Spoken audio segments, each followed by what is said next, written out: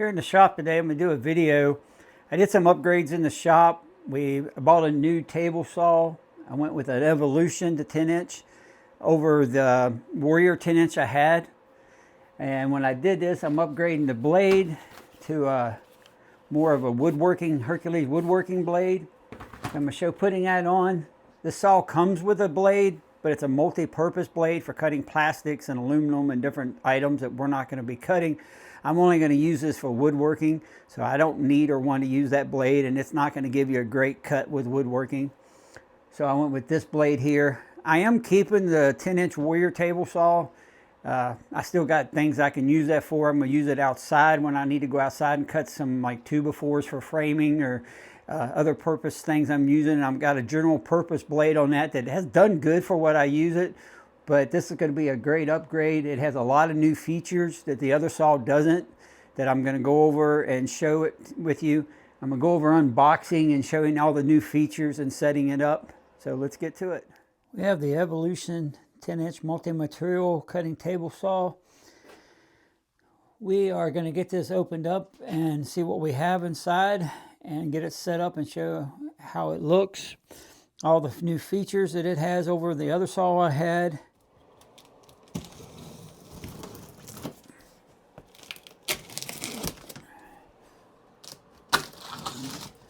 This thing came UPS. They delivered it to us. I ordered it. I ordered this saw from Home Depot. I looked online and there were several places, Amazon places you could get it, but they had it at Home Depot. And I have a Home Depot account, and with a military discount, you get 10% off of the saw. If you have a card, it's 5%, but with a military discount, you get 10%. So at Home Depot, this saw was $475. And with the military discount, you got $47.50 off of that. So with taxes was $29.93. So our total was $457.43 delivered to the house. They delivered it straight here. It took about a week to get it, I believe. So the first thing we open up here, first thing we see is this saw that blade I was talking about. That brand new Evolution. But this is see, it shows here that it cuts steel, aluminum, wood, and plastic. It's not going to be a good woodworking blade. So we're not even going to use this. We're going to put this up here out of the way.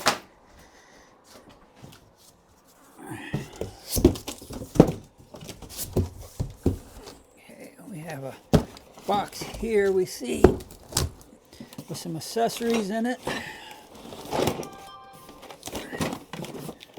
We'll set that up there and we'll open that up here in a minute. We have a booklet that came with it.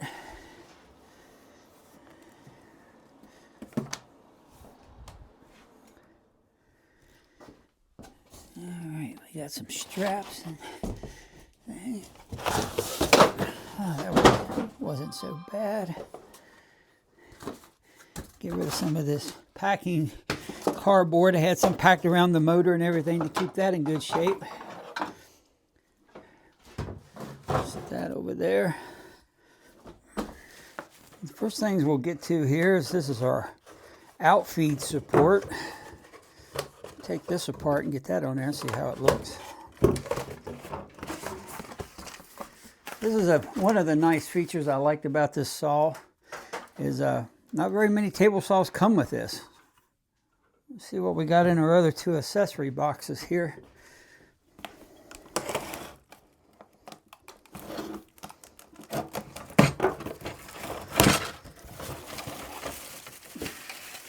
There's a different, it came with several throat plates.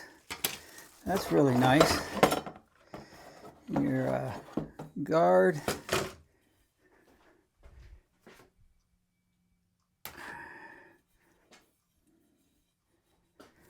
A riving knife.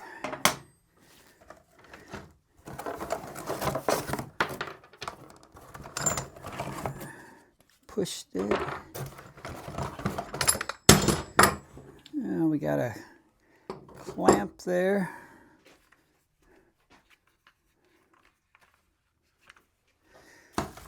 Miter gauges. get everything laid out here. Get the other way.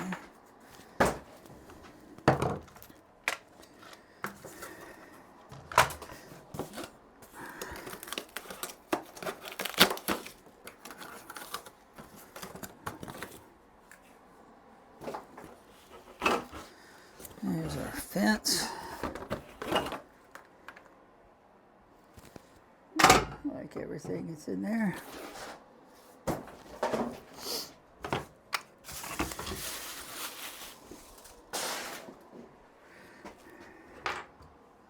We'll start off here. We'll put the Outfeed support on, and we'll see how that goes on. I can tell right now there's some screws right here that you loosen. You loosen this one here up, and there's one over here too that you're going to have to loosen up for it to fit in. And it slides in these little slots right here. There's one here and one on the other side for you that. Once you slide that in, then you can tighten those back up. So we'll set the camera up here. We'll get that stuck in there and see how that looks. Now there's two little clips. There's actually 4 little clips. But there's 2 on the end and 2 back here, and there's a slot that they go in, and they have like a little nipple on them. And those are so once you put it in, you can put these on, and that's made so it won't slide all the way out or slide all the way in and get in the way of the fence. But you can take those off, and you have to take them off to get it to go for it to fit in the slots. Just like that. Then once you get it in there, you just put those right back on there if you want them on there. They'd be good to have to keep it from coming all the way out. But if you want to take it all the way out, all you gotta do is pop them right off. And there's your Outfeed support. And then you just tighten it up here on the bottom on both sides to lock it in place. That's pretty nice. And then you loosen it up when you want to slide it in. And you can even tighten them up and lock it in place once it's in. So if you're moving it or anything, you're not using it, you don't have to worry about it come sliding out, especially if you're wanting to move it or the saw around for a job site saw. We're going to get ready and install the blade. Like I said, I want to show you that I bought a Hercules 10-inch for the saw, 40 tooth. I got a regular woodworking blade. It's gonna be a whole lot better than that came with it. My other little table saw that I got that I was using before this, I got a Hercules blade and it did really well. I was pleased with it. But I had a general purpose blade and I was using it fine. So this one here is for woodworking, hardwood, veneer. We're going to get this installed and we'll see how it does. Okay, we put our throat plate back in. We got our blade all installed. We're gonna run our blade up through here to cut our channel for our close cut throat plate. Before you do that, you got to make sure you take the riving knife off because it can't come up through here. It'll probably get in the way. So we take the riving knife off. We'll run this through, and then we'll take it back, the throat plate back off, put a riving knife back on.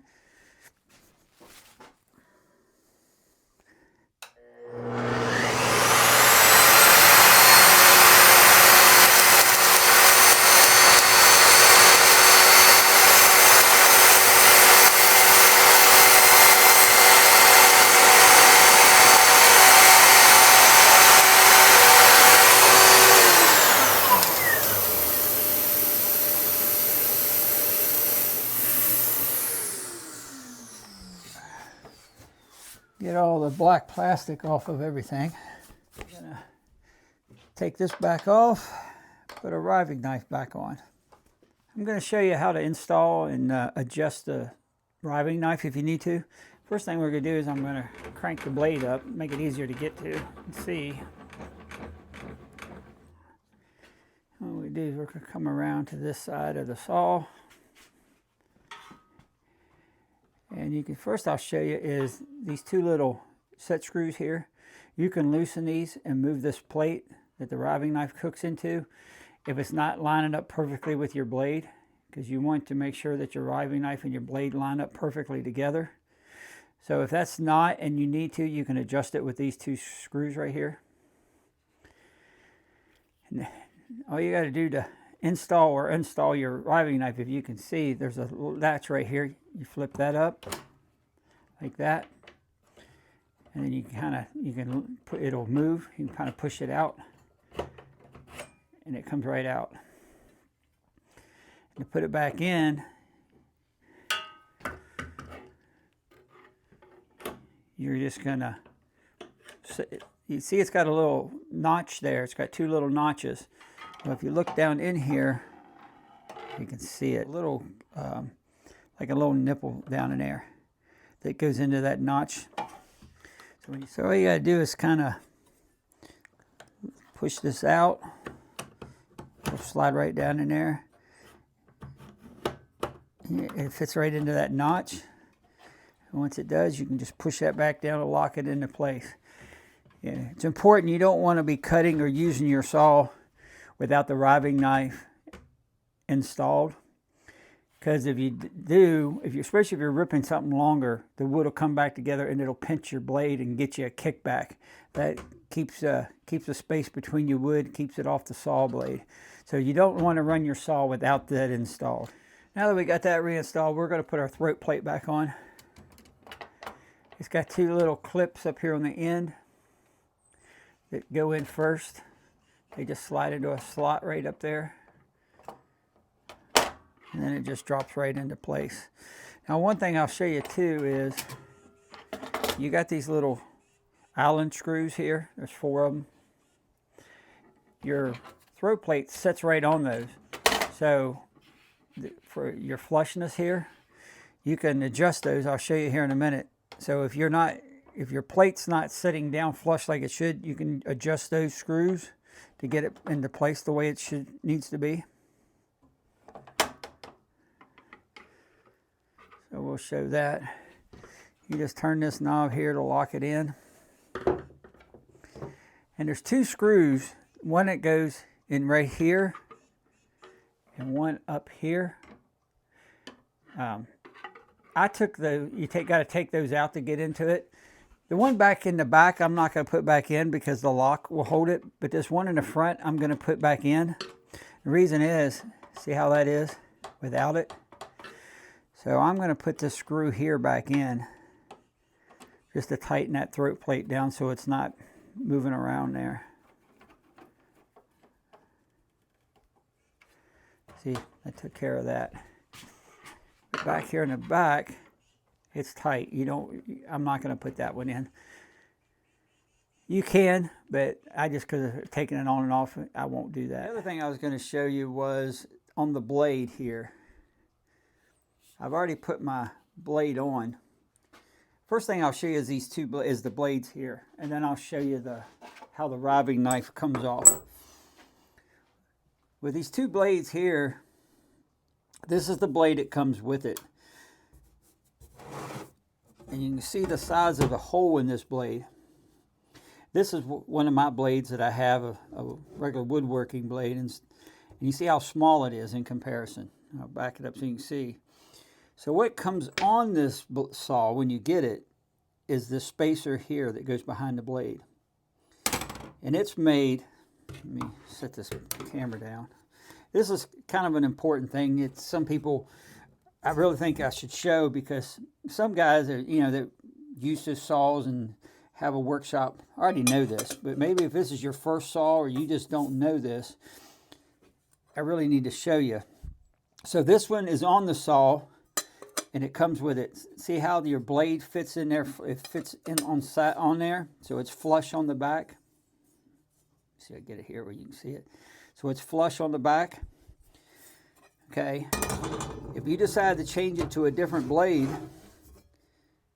as you can see, obviously, this blade doesn't do that. See, it's not flush. Oops. See how that is? It don't fit. So it came with 2 other, a spacer and another nut. This one here, I'm pretty sure it's threaded. Probably goes on the end of your dado. But it also has another spacer that looks like this that comes with it, except it doesn't have a lip on it. It's flat. It doesn't have that lip. So that way this blade will fit flat against it. So if you change your blade, you'll have to take the original, this one, off and put the other spacer on the back for the smaller hole blade. And if you don't do that, don't ask me how I know this, but if you don't do that, your blade's going to be out of alignment, and it also could wobble because it's not going to be sitting flush back against it. So something to keep in mind if you didn't know that. We're installing these knobs. This one here I already put on. It just got a little bolt in there with a couple washers. It screws right into the threaded part. That's to adjust your fence. This one here has got a screw head. The Allen wrench comes with a screw head. It's in there. It goes in there like this. And then it's got a lock nut that goes on the back of it here. Screws that into place.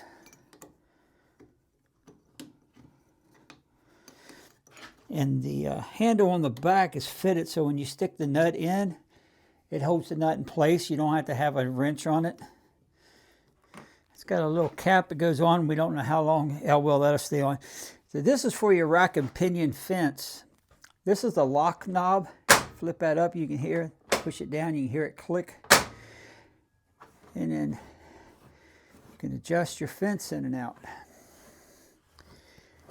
Once you get it to where you want it, you can flip that down and that locks it so it won't move on you.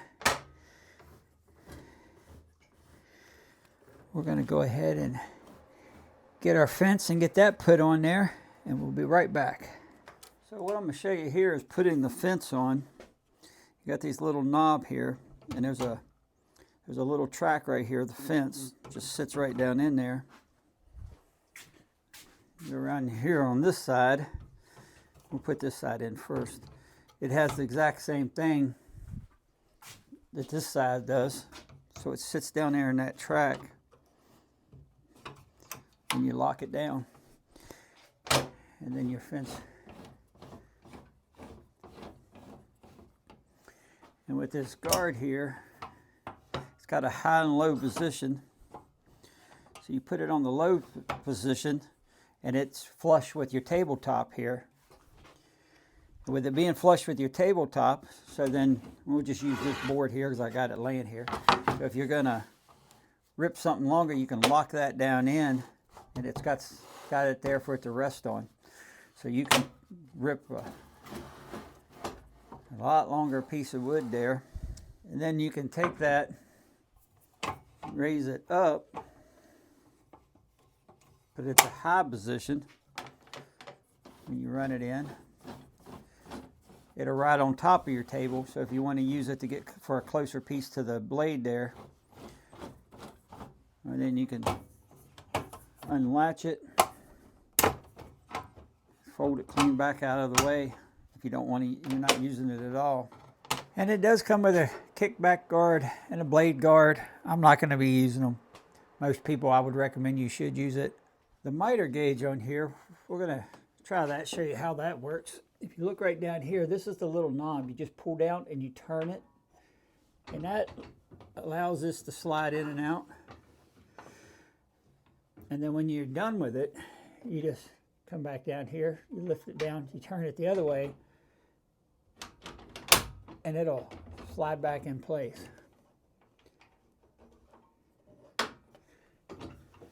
So we're going to do a couple cuts here. I'm just going to, just to show a little demonstration, I'm just going to use a thin board, a fence picket here that I had. We'll do a couple cuts with that and see how it looks.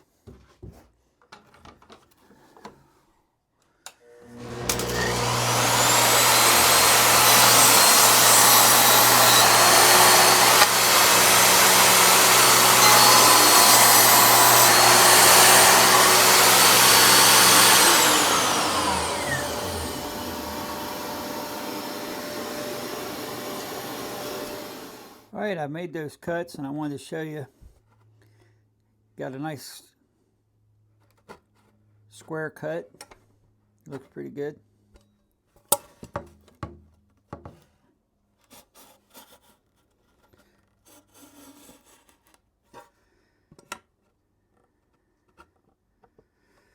All right. What I want to show you now is your adjustment wheel here for your bevel. You got a lock here. You push that lock down and you can turn that to whatever degree you want. Once you get it there, you just lift that back up and that locks your blade in place to work. And then it comes with a push stick here. I have my own, I don't use these, but it's in a nice spot there if you need to get to it. What I really like too is the kill switch here. If after you run in a saw, and you can just hit that real easy. You don't have to fumble around looking for it. I really like that. If you're not wanting to build or you don't have a crosscut sled, this here could, in a lot of situations, probably be all you would need just as well, without having to have one. And it's easy. Just turn that.